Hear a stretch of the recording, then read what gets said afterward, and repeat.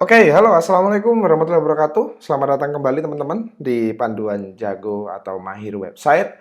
Di mana di video ini kita akan ngebahas tentang apa itu domain, apa itu hosting. Mungkin bagi teman-teman sepenting itukah gitu ya. Tapi ini sangat-sangat mendasar dan penting banget sebenarnya untuk mereka yang baru belajar memahami tentang website gitu ya. Nah, jadi di video ini kita akan memahami dasar dari apa itu domain dan hosting, gitu ya. Nah, di sini kita akan ngebahas apa itu domain dulu, gitu ya. Seperti yang saya jelaskan di video sebelumnya, domain itu ibarat sebuah kehidupan ya, seperti perabotan yang kita punya, gitu ya. Jadi domain itu kalau kita ketik misalkan di sini ada google.com. Nah, ini adalah sebuah website dari Google. Misalkan teman-teman ngetik di halaman misalkan di apa ya? Misalkan Quora misalkan ya. Nah, jadi ada Quora.com. Nah, ini adalah sebuah website termasuk misalkan facebook.com. Nah, ini adalah sebuah domain gitu ya. Ini adalah sebuah domain yaitu domainnya facebook.com. Pada intinya domain itu adalah alamat website itu, ya, nama websitenya. Oke. Nah, terus kalau hosting itu apa? Nah, gini. Hosting itu jika ibaratkan sebuah rumah gitu ya. Jika domain tadi itu perabotannya, maka hosting itu adalah rumah tinggalnya gitu ya, tempat tinggalnya. Oke.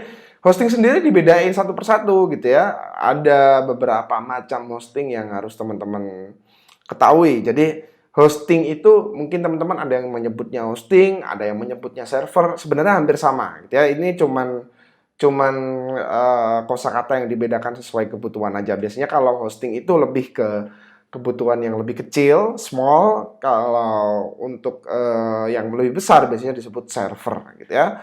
Tapi pada dasarnya sama gitu ya, prinsipnya sama. Oke. Nah, jadi apa saja macam-macam hosting itu? Ada small business yang biasanya berkaitan dengan share hosting gitu ya. Nah, kalau share hosting itu biasanya untuk kebutuhan-kebutuhan seperti mungkin yang masih pemula gitu ya. Terus ada intermediate business yang biasanya hostingnya itu VPS ya, virtual private server gitu ya. Jadi kalau yang share tadi itu untuk small business, yang VPS atau ini adalah singkatan dari virtual private server itu untuk intermediate business. Biasanya bisnisnya belum begitu besar tapi sudah mulai berkembang pesat gitu ya.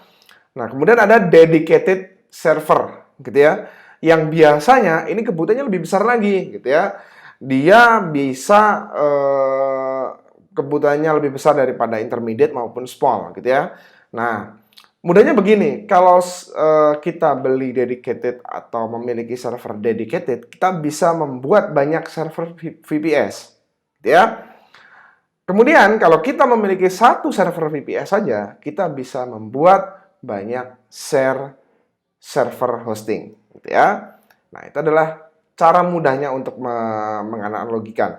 Terus ada cloud, gitu ya, cloud server. Oke, cloud server ini biasanya untuk penyimpanan online, Google Drive itu juga mirip, gitu ya.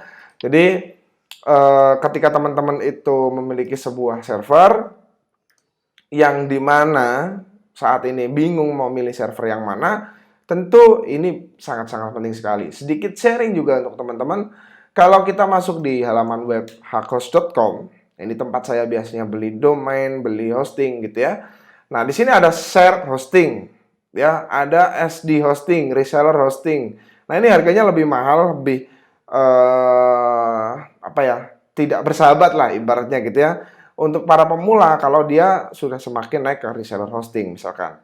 Di sini juga kita bisa memilih misalkan ada share web hosting, semi dedicated. Ini banyak sekali macam-macamnya.